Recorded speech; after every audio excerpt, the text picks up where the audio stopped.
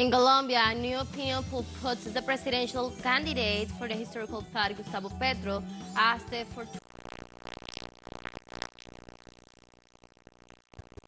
In Ecuador, new incidents of prison violence were reported, this time at a number 2 rehabilitation center in the city of Esmeraldas.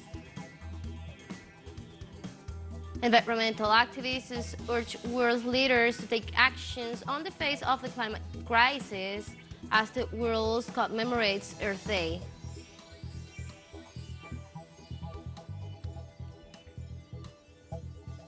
Hello, welcome to From the South. I'm Ana Marrero from the TeleSUR headquarters in Caracas, Venezuela. We begin with the news. Stay with us.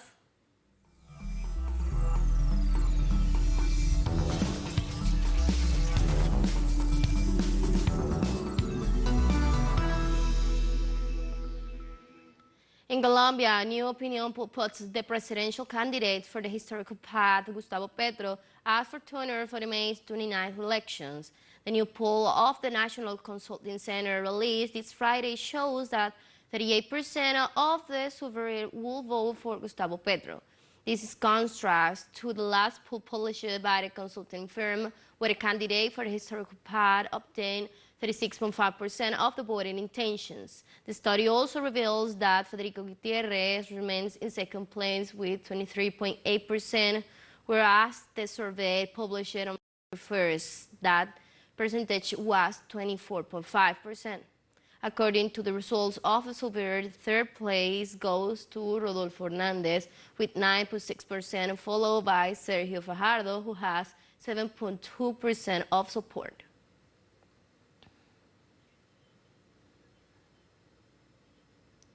Still in Colombia, the Administrative Court of Cundinamarca ruled in favor of the human rights activist and politician Piedad Córdoba in a lawsuit against the state for the illegal call interceptions during Álvaro Uribe's government.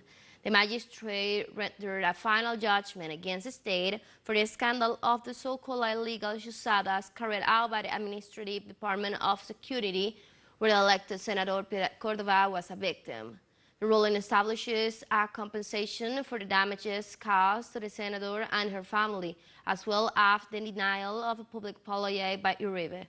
Despite the court's order, the ruling ratifies Piedad Córdoba as a victim of the political persecution by the government, which led the activists to withdraw from the historical path campaign.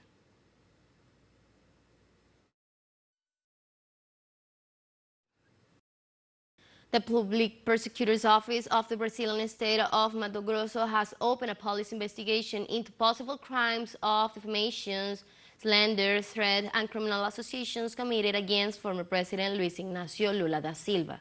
Sources of the Workers' Party say they decide to fail changes because the reputation of former President Lula da Silva was being damaged both domestically and abroad. The case hates on both billion board ordered by the state parliament representative Guillermo Catani and others, and it was displayed of the city of Rondonópolis. The billboard was designed with the help of the so-called conservative movement of Rondonópolis.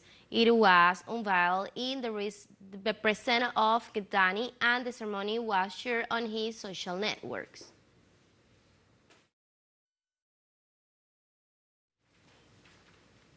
In Brazil, the world-renowned carnivals return after 2 years of suspension due to the COVID-19 pandemic. In the city of Rio de Janeiro, the Samba School parades are the biggest open-air shows and main attractions of the carnival, with more than 3,000 participants, which of 12 schools of special groups across the catwalk of the Samba drum, telling stories with music, dance, color, and a love of creativity. The party kicked off with the mayor of Rio, Eduardo Paes, handing over the keys of the Brazilian city of the carnival, King Rei Momo.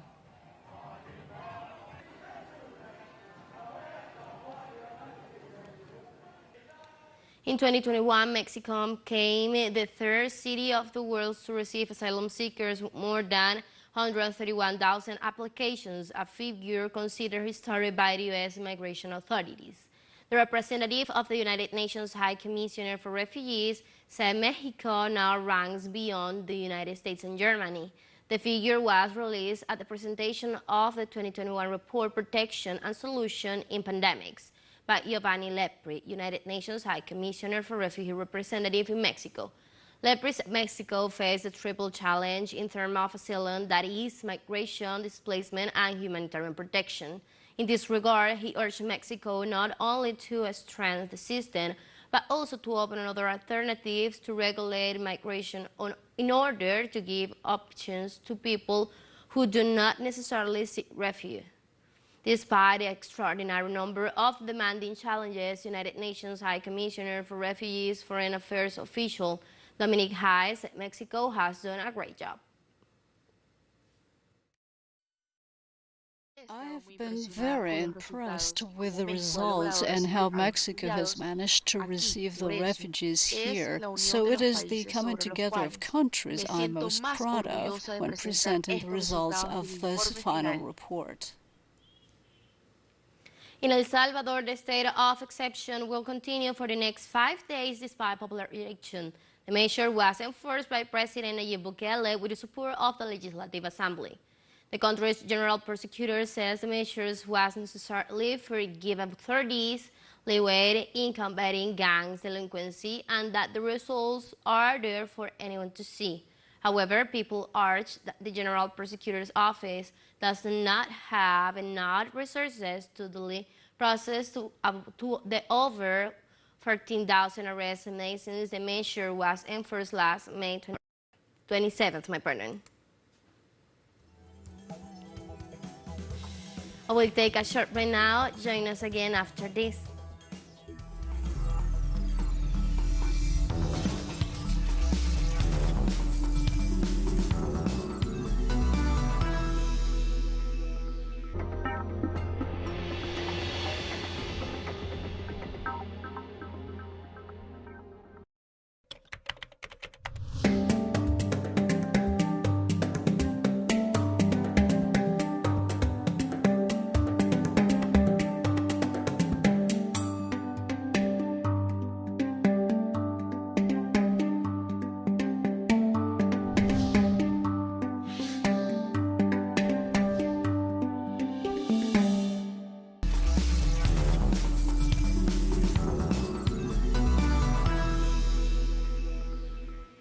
Welcome back to From the South. In Ecuador, at least 12 prisoners were injured during a riot inside a penitentiary center in the northwest of the country. According to reports, the inmates of the rehabilitation center, not two of Esmeraldas, reject the capture of 80 members of the local gang in the framework of the government operation in the prison. The prisoners opened fire on the security agents, causing an exchange of gunfire. Those captors were suspected of having links with the criminal organization Los Tiguerones, which is known for carrying out selective murders. Local authorities said that the security forces carried out a search and ringing order of the center after the incident.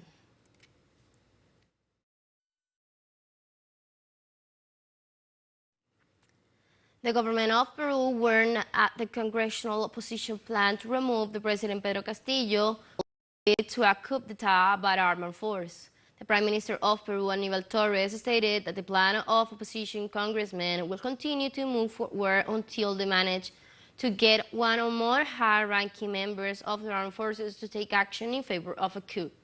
The official indicated that the Congress increased maneuvers to remove the head of state after the executive presented a bill against monopolies, oligopolies, and speculations in food prices.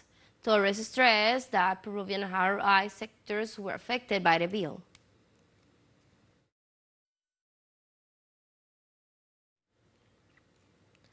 A few hours before the start of election day in France, President Emmanuel Macron's re-election is in jeopardy, according to a political and electoral expert who claimed that the extreme right is closer than ever at the Seal Palace. The president will have to accelerate the pace because the advantage he has over Marine Le Pen is very tight. For decades, France has rejected those it has considered as enemies of democracy and human rights, For this reason, the extreme right has historically been isolated in the final round. Whenever a candidate from the extreme right went to the second round, almost monotonically the rebel left or conservative received all the support. The French Republican Front is weaker than ever. As proof of it is that the march in rejection of the extreme right organized in 2002 mobilized more than 1 million French people. The one of last Saturday's rally suspended 20,000.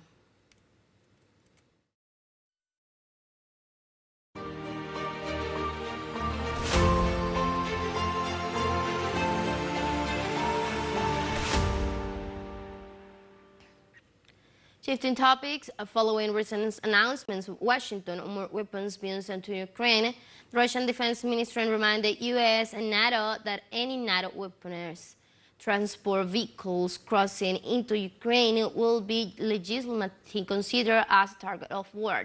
The notification was signed by the Deputy Director of the North American Department of the Russian Foreign Minister Sergei Kovalev at a meeting at the Diplomatic Academy of the Foreign Affairs Ministry. Kovalev said that transport vehicles carrying U.S. or NATO weapons passing through Ukrainian territory can be legitimately considered as a military target by the Russian forces.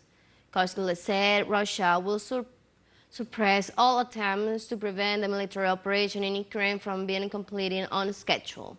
These statements come hours after U.S. President Joe Biden, a domestic economic crisis, announced a new substantial contribution to the Ukrainian forces authorized by his administration.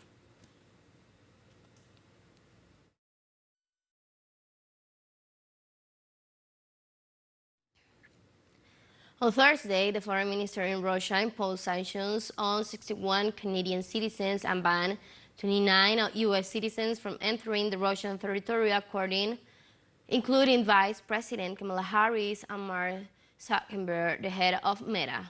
The foreign minister has warned that it will expand the list for more names in the future as a reciprocal response to Washington's hostile actions and Russophobia. The Russian foreign ministry reiterated that discriminatory measures against Russian officials, military personnel, experts, and journalists are the reason behind this decision. Since the beginning of the Russian military operation in Ukraine, Washington unleashed an unprecedented battery of unilateral sanctions against Moscow, encouraging its European partners to follow suit and promoting a dangerous campaign of hatred against Russia and its citizens.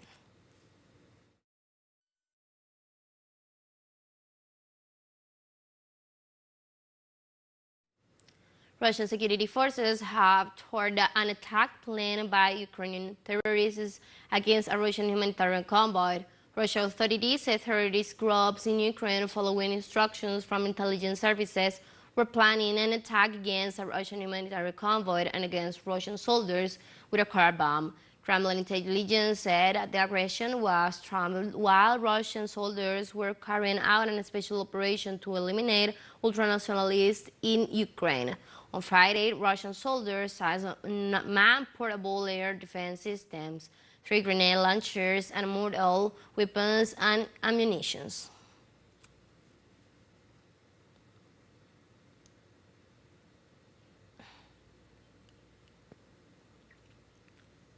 Russia's Foreign Minister Sergei Lavrov said on Friday that talks between Moscow and Kiev to put an end to Russia's near 2 months special military operation in Ukraine have stalled. Stalled now because another proposal that takes into account the comments received earlier and that we handed over to the Ukrainian negotiators 5 days ago remains unanswered. It is very strange for me to hear everyday statements by various Ukrainian representatives, including the president and his advisors, that make one think that they do not need these negotiations at all, that they have resigned themselves to their fate. Today marks the 152th anniversary of the birth of the most brilliant revolutionary leader of all time, Vladimir Lenin. He was the main Bolshevik leader of October Revolution of 1917. Once in power, Lenin proceeded to implement several reforms, including the transfer to the state of Soviet workers of control of poverty and land held by aristocracy or landowners. Faced with the threat of invasion by the German Empire, he signed a peace treaty that led to Russia's exit from World War I. In 1921, Lenin's government establishes the new economic policy, which combined socialism and capitalist elements and began the process of industrialization and recovery of the country after the Civil War. The nomination of Lenin was not being able to prevent the originality and brilliance of his ideas and continues to shed light on the critical approach to reality.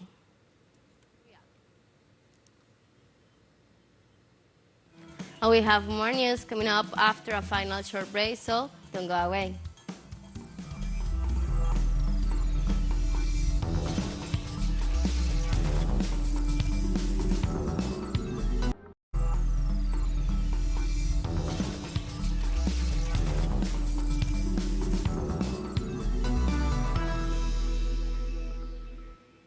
Welcome back. Peoples of the world commemorate International Mother Earth Day with different activities, environmental activities, urge world leaders to take actions on the face of this climate crisis. Social and environmental organizations will participate in a world march for the change, calling for public policies that promote actions that benefit the planet and also for a change in development and production models with the aim of reducing the impact of climate change. In Argentina, the march will take place in Plaza de Mayo. In Mexico, demonstrations will be held in municipalities of Mexico City, mainly in Cauquenemon municipality, where activities will demonstrate on the occasion of the rally Who Defends Life Never Dies, to remember and keep alive the struggle and memory of the land and water defenders.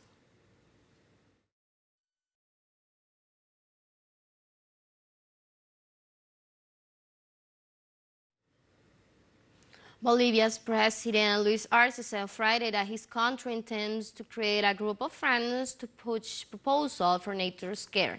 The statement was made during an interactive dialogue of the UN General Assembly on the occasion of the International Mother Earth Day.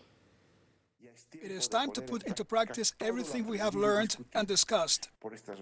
For this reason, I want to announce that the plurinational state of Bolivia intends to build a group of friends of harmony with nature, focused to prepare transforming and inclusive proposals oriented to action.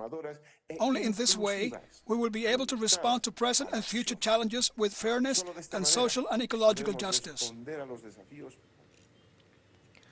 This Friday, a new attack by the occupation troops in the esplanade of mosques have left thousands of Palestinians wounded, some of them seriously. At this time, the provocations and the violence of the occupying forces are generating major clashes that are already reaching the Gaza Strip.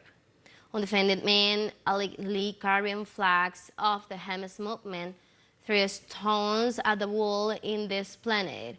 Minutes later, the Israeli forces arrived at the site and attacked all the Aqsa Mosque, one of the holiest and most important pillars of Islam. The alleged Hamas members dispersed some as the troops arrived and began to attack worshippers. According to the data provided by the paramedics, more than 30 people were wounded.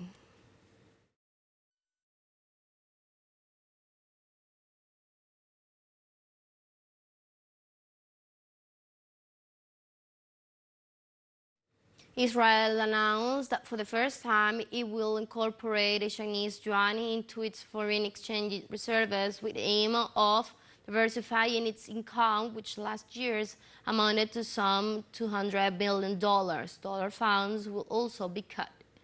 The deputy governor of the Bank of Israel, Andrew Abir, has said that this move will be part of a new change in the total investment guidelines and philosophy, which will also include the Canadian dollar, the Australian dollar, and the Japanese yen. Last year, the Bank of Israel had at least 67.4% of its foreign exchange in US dollars, 30.1% in euros, and another 2.5% in pounds sterling. But now the whole structure has been realigned.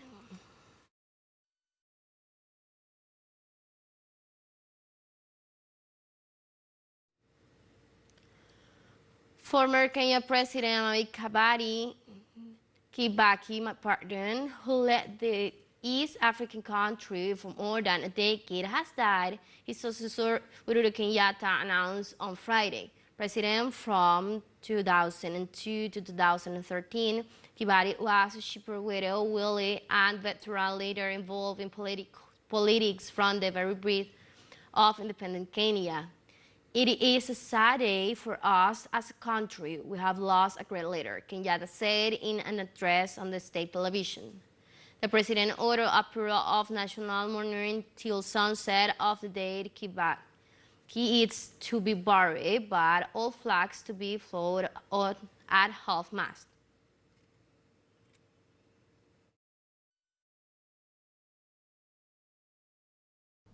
As a leading figure in Kenya's post-independence history, His Excellency Mwai Kibaki earned the abiding respect and affection of the people of this nation and other nations throughout the world. President Kibaki will forever be remembered as a gentleman in Kenyan politics, a brilliant debater whose eloquence, wit, and charm won the day time and time again. Republic Ibrahim Gatli thanked the Cuban people for their support in confronting the COVID-19 pandemic. In a letter to his Cuban counterpart, Miguel Diaz-Canel, Gatli emphasized that the island's support and solidarity reflects the respect for the symbols installed by the Cuban Revolution. He also said in the text that in the name of the Arab Republic as well as his own name, he expressed his gratitude and consideration for the great help given people in difficult moments. For his part, President Gatli highlighted that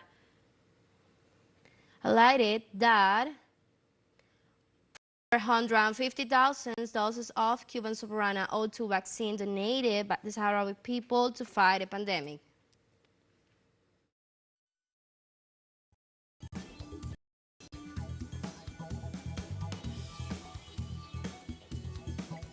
We have come to the end of this news brief, but you can find these and many other stories on our website at telesurenglish.net.